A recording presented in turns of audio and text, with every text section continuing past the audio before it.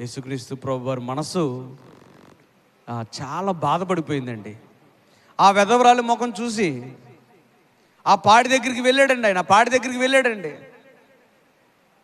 నేను చాలా సమాధులు చూస్తానండి.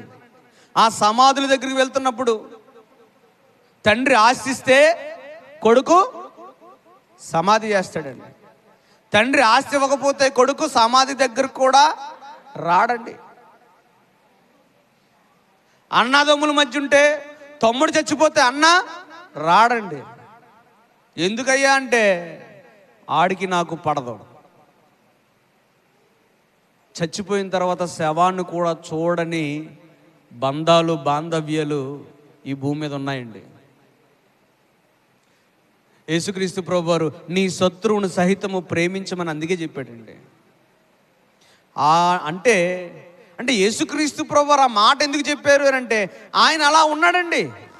శత్రువుని సహితం ప్రేమించాడు. కింద మనం చదువుతామండి. శత్రువుని సహితం క్షమించాడండి. ఈ రోజున మేము ఎక్కడ సమాధి చేస్తున్నా సరే కూతురు రాకపోవడం, కొడుకు రాకపోవడం, కొంతమంది అక్కడ ఉన్న ఊళ్ళో బంధువులు స్నేహితులు సమాధి చేయడం. ఏంటయ్యా కారణం అంటే ఆడు బతుకుండగా ఏపు తినేసాడని అంటారండి. బతుకుండగా ఏపుకుని తినేసాడు. ఇప్పుడు చచ్చిపోయాడు. నిస్సహాయ స్థితిలో ఉన్నాడు. చలనం లేని స్థితిలో ఉన్నాడు. అప్పుడు కూడా మన పగను వ్యక్తపరచకూడదండి. అప్పుడు కూడా మన కక్ష మనసులో పెట్టుకోకూడదండి. అసలు మామూలుగానే పగ ఉండకూడదు, మామూలుగానే కక్ష ఉండకూడదు. అటువంటిది చనిపోయిన తర్వాత కూడా ఆ ప్రవర్తన చాలా పాపం అండి.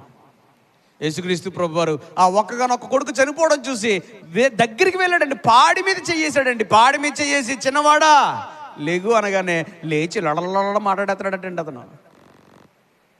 తల్లి ఎంత ఆనందపడి ఉంటుందండి. ఆ తల్లికి ఎంత ధైర్యం వచ్చి ఉంటుందండి.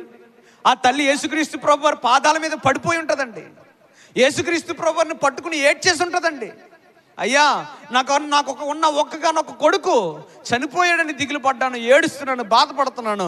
నీ వల్ల, నీ కృప వల్ల నా కొడుకు మరలా దక్కాడు. నేను వరకు నీకు రుణపడి బ్రతుకుతానని ఆమె అని ఉంటుందండి.